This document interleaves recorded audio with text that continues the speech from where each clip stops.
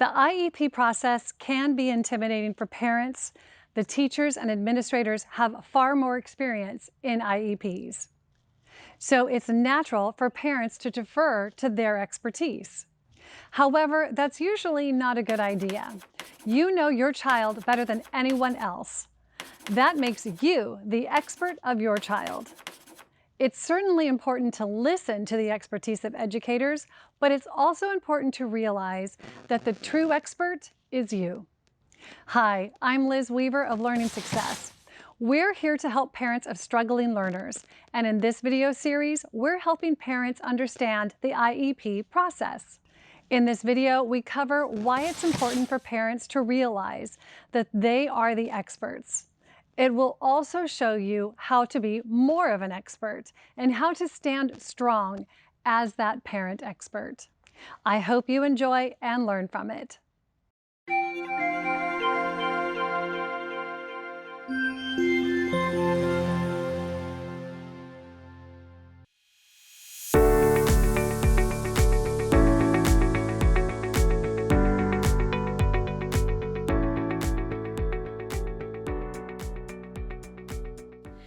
It has been my experience in general that school systems, again, in general, don't really promote or push IEPs. I think the reason is because they are legally binding documents. I think schools have limited resources, limited time. I mean, there's a much bigger question and conversation to be had about public education and how we're going about doing it and how we're funding it. But without going off on that tangent, I think because schools are stretched so thin, they don't jump right into an IEP. So if you feel like your child is struggling, you know if your child is struggling. And I think the first step is to not doubt yourself, but also to educate yourself and know that there is a difference between an IEP and a 504. Know that a school will have to evaluate your child in order to create an IEP for them. The first thing to do is to ask for your child's teacher, to have a conversation, a sit-down meeting with them. And I think it's important to sit down in person, let them know your concerns, find out their concerns, start that ball rolling. And then once you get that ball rolling, the school then has 60 days to evaluate your child. Now, one of the problems in getting an IEP is that, and this is especially for crowded public schools, is that it takes time, that schools, teachers already are feeling pressed for time and pressed for money.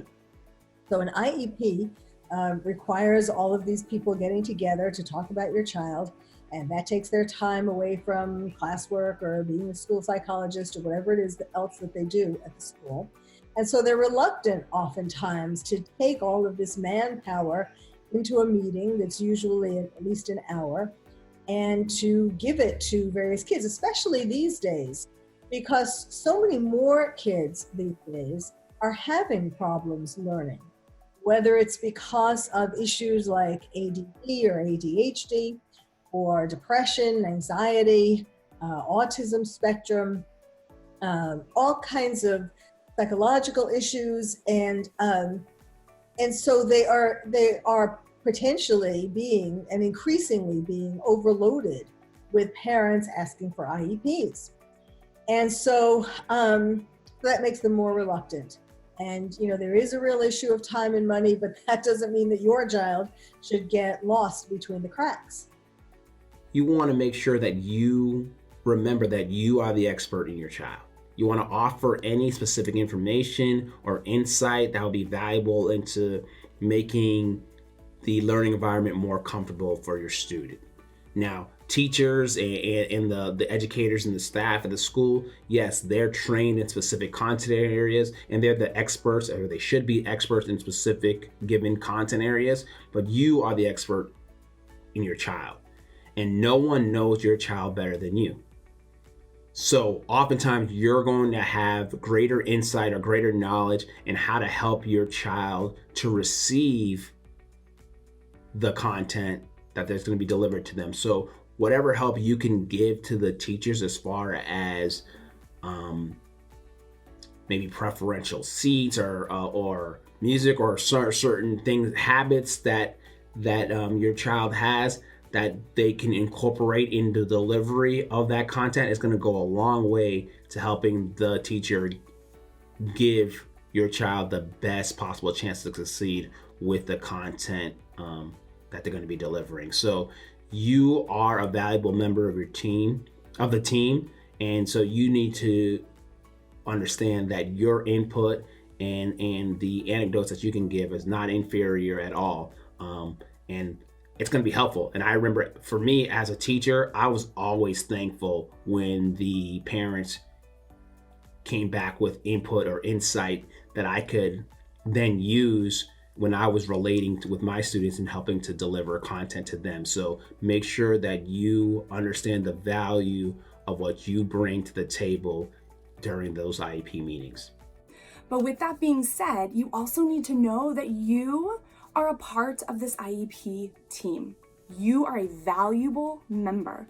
All of these educators, and they're great at what they do, and they've had years of experience, and they have, maybe some letters after their name. You are the expert in your child. You know what your child needs, and they need to hear what you know. So if they're suggesting something and you say, wait a second, that's not going to work, and I can tell you why, they are going to listen to you. They should listen to you. They have to listen to you. You are not there as a bystander kind of watching in on this meeting. You are a valuable part of this team, and you have a say. And if you don't like the outcome, you don't have to sign the IEP. You can go through mediation. So assume that they want what's best, but go in knowing also that you are your child's voice. You can do it in a kind way. You can say, oh, I'm so sorry, that's not going to work for my child, and here's why. But you can still get your point across and make sure your child's needs are met. One of the most important aspects of this is that parents are really the central point of IEPs, and nothing gets done without a parent's consent. So first of all, especially if this is an initial IEP, so in other words, if this is the first time that you're considering having an IEP for your child, it is the parent that initiates this. A teacher may approach the parent, a teacher may approach an administrator may approach the parent, but nothing gets done without the parent's advice and the parent's consent. So that means a lot. That means that the parent's word is what matters, especially when it comes to the first time that an IEP gets done. One of the things I also tell parents is that you should also keep in the back of your mind that, say, for example, you went through the evaluations, you went to the IEP team meeting, an IEP is being drafted for your child, and then you go home and you feel like maybe something that, maybe you're thinking about something else that it didn't occur to you at the meeting. You can always go back and have that revised. You have 10 days to, write back to the team and say, listen, I didn't think about this at the meeting, but please incorporate this into the plan. You can always request a review. And last but not least, you can always withdraw your consent. So the fact that you've given consent once does not mean that that consent is forever. You can have your child be serviced through an IEP, and then 2 years from now, you feel like that was not something that should have been done, and you can withdraw your consent, and it's like you've never given consent at all. You're given 10 days to change your mind, and if that, doesn't happen, then your child becomes a general education student. And if you would like to start over the process, then you have to start from zero. Also, if there are two parents available, you should make an effort to make two parents be available for both parents to come to the IEP, because there is strength in numbers. People are listened to more if there are two of you rather than if there is one of you. And also, the second parent can back up things, can give other examples of instances when, for example, it took your child a long time to do their homework, or they got bad grades on tests, or perhaps your child is already seeing a psychiatrist or a psychologist and obviously litters from them are very helpful. But, even though it can be sort of a rocky road, as I said, not like the ice cream, you really have to keep persisting. I like to call this the follow through. Follow through, how does that work? Well, at a young age, you can teach your children how to follow multi-step problems. Why would this be important toward being an advocate? Well, if you know how well your child is successful with following a multi-step problem, then 9 times out of 10, you can then go to the teacher and say, my child is amazing when it comes to following directions. We've been doing this for years. So if you see any issues with that, you let me know, because I know this one here, they can follow some directions. Or on the opposite, you can say, well, you know what? Since she was 5, I've been giving my child directions, simple as wash the dishes, dry the dishes, and put the dishes away, and she can't get past step 1. I think there is something wrong. Multi-step directions kind of let you know the beginnings of red flagging an issue. Okay, so I would say being an effective parent is being prepared, and part of being prepared is knowing your child. As Nishima said, multi-step directions are a real telltale sign. Let me explain why. When you consider how the brain goes about processing multi-step directions, you'll see how a problem with multi-step directions can be a sign of a deeper learning problem. Here's how we process multi-step directions in our brain. First, when we receive multi-step directions, we visualize them. We do this spatially, visualizing the places we will go to carry them out or how these will look visually. This is our visual spatial memory. Then we will tend to abstract this information to auditory processes. Words. Some of us will voice this out and others will just voice it in their head. This abstraction helps us sequence the information. Visual spatial information carries more actual information, and auditory information is more sequential. So, to be effective at carrying out multi-step instructions, our brains need all of these skills. We call them micro skills. A deficit in any one of these learning micro skills will cause a problem in multi-step directions.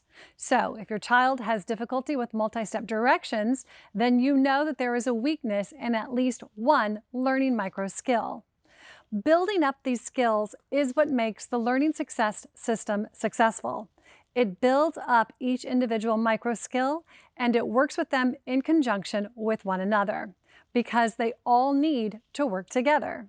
Help your child today by starting a free trial of the Learning Success System. Click the link above or the link in the description.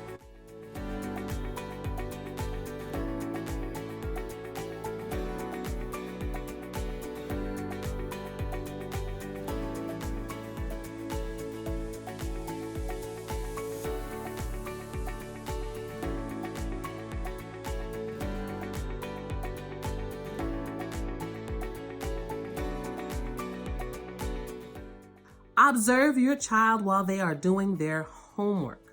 Why when they do their homework? Well, homework is reflective, or at least should be, of what they learned today at school. So whatever your child learned that day at school, homework should reflect what it is. If they're doing homework and you notice that they're struggling through a certain standard that teacher's teaching, they're just not getting it. You see they're not getting it. It's just not hitting home and there's a major struggle, right? If you're observing while you're doing this homework, you can write a little note for yourself and then send an email to the teacher and you know what? I noticed my daughter is really struggling in this manner. I really need your help. Can you help me? Or I noticed she doesn't get the standard that you're teaching. How is she doing in the classroom? Because this may be a problem that I'd like to address immediately. All of this will create an understanding for you that's more holistic. So if in the event you have to go in front of a child study team and you're interviewed about your child, you can let everyone know that I am an expert. The other educators on the team will say, yes, Ms. Harvey's an expert in this. How do I know? Is she is super involved and super helpful, and she even monitors and observes at home how her child is responding to the work that we send home. That works out in your child's best interest in the long run. It also shows that you are willing and able to advocate at any point in time for your child. A lot of parents are confronted with this group of individuals on the IEP team. They don't feel like they're as qualified as they are. These are people with authority, people with special credentials. But again, you're the expert on your child, and you are a key member of your ARD committee or IEP team. So don't worry about asking questions, right? Asking questions is an opportunity for other people to really clarify and give you the benefit of their expertise. And it's a good way to make sure that everybody's expectations are on the same page. So ask questions and ask detailed questions. For example, my child needs breaks sometimes during class. So right now, when they say we want to give him more breaks during class, make sure he has an opportunity for breaks, my question is, well, how are we going to do that? And he uses a break card that he holds up. He just needs a few minutes, not have anybody interact with him so he can kind of gather himself. A follow-up question to that is, how are we going to address that in class? Because, he's the only one with a break card. So I don't want my son coming home and being, all upset and telling me that the teacher embarrassed him in class. So getting the teacher to think about that ahead of time is a good way to make sure that the first time it happens, there's no scene or anything like that, no drama. All these questions are an opportunity to get people to think about the nitty-gritty of how this IEP is going to be implemented, as well as what's on the IEP. So ask questions. Ask until you understand it. Don't stop until you are really clear on what's going on.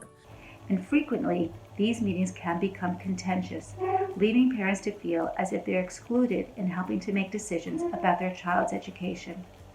Federal and state educational laws stipulate that a parent is one of the most important members at the table when deciding eligibility for special education. In fact, school districts have been sued by parents because parents were neither included nor properly informed of their rights at the table. Is really sit down and get involved with your child's schoolwork. So when they're doing their homework, make sure that you're right there and you're really paying attention to what they're struggling in. Because the more specific you get, the more specific the information you can relay to the teacher, which will help in ways of helping your student. So let's say that they're struggling in math and you notice that the specific area that they're struggling in is, let's say, adding fractions. So you would identify the exact area where they're struggling in and you would relay that information to the teacher. While you're relaying that information to the teacher, suggest ways that maybe will increase interest for your child. So you know your child better than any of the educators. You know them in and out. You know their weaknesses. You know their strengths. So according to their strengths, let's just say they're very creative or they're very organized. You tell the teacher, little John is very creative. He's very organized. Given that, I think it'll be a good idea if you implement some of these things into the curriculum for him to see if it helps, to see if that intervention will help, right? So once it gets to the psychologist, she'll interview you, the parent, to get pertinent information in evaluating your child. And the information that you should be very familiar with and very open with sharing with the psychologist is medical history, history about their work habits, their schoolwork habits. Have they always struggled? Is this something that just came up and you just started to notice it? It's things like that that really makes a huge difference. And in terms of medical, you want to mention if they've ever had an increased lead level, because that actually matters. You want to mention if they had any type of head trauma. A lot of us don't really take enough time out to realize how damaging head trauma can be. But it can be as little, an incident as little as maybe falling off a bed. But if the child fell off the bed and hit their head directly, it could have been enough of an impact to cause a concussion. And in some cases, concussions cause learning disabilities. So you want to be very mindful of that information when you're sharing it with the psychologist. How can you advocate for your child in the process? If you disagree with anything that the educators are saying, make it known and give your reasons why you're disagreeing. Again, because you know more than any of the educators know. But just be mindful that some things may show up in the test that you're not fully aware of. So just be open to receive the information. Do not sign anything at the meeting. Always tell the school and whoever is at the meeting, whether it's the CSE chair, psychologist, special ed teacher, an itinerant teacher, whoever is there, that you want to think about everything that was discussed during the meeting, and you will get back to them within 24 hours, which is a reasonable amount of time for you to go home, talk to your spouse or your family members, and really think without any distractions what was said, and if what they proposed is what something that you would feel is acceptable. Please get back to them in 24 hours if that's what you tell them. It is based on an honesty system. You want a collaborative relationship with the school. And if you tell them you're going to do something and you do not, that will not allow them to believe you the next time you tell them something. It goes on the flip side that if the school tells you, they will get back to you in the next day or two after you've brought something up to them, then you expect them to hold their word as well. Parents hold valuable information regarding their child's strengths, abilities, and needs. This information will equip teachers with a balanced and complete picture of what the student needs to be successful. Actively participate in meetings. You are your child's voice in those meetings until he or she is able to participate. So it's really important that you be that voice, that you share the perspective from your child of what it's like to have the disability or to address some of the struggles, and really to remind people of not only the areas where your child falls short, but also his or her unique strengths. Sometimes in IEP meetings, we focus so much on what's not working out or what the child isn't doing that we forget to focus on all of the strengths that each child comes with and determine ways that we can leverage those strengths to assist with some of those areas for weakness. So when you're in meetings, make sure that you're actively participating. Ask questions if you don't know. I was a former educator, so I know we have our own alphabet soup and everyone starts using teacher lingo. And if you don't know, ask people to slow down and make sure that you understand. It is important that you know and are actively participating so that you can provide actual consent. And if you are not clear on what's going on, I don't want you to be in a position where you get steamrolled because you didn't know. So ask. Just like we tell our students, our children, if you don't know, ask for help. Ask for help in those meetings to try to understand what everyone is talking about if you're unclear. As a parent, becoming the best expert in your child possible and taking that expertise to the school ensures your child will get what they need to become a healthy, happy student. You'll help them catch up to and even surpass their peers. You are your child's first and most important teacher, so the outcome is mostly dependent on you, not the school system. You can add the skills of educational therapists and psychologists into your first teacher skills. It's easy. Just start a free trial of the Learning Success System and get step-by-step instructions sent to you daily by email. That'll help you help your child in the best way possible. I know how important that is to you, so I set up a free trial just for you. Just click the link in the description. I'll see you inside the Parents Portal right after you sign up.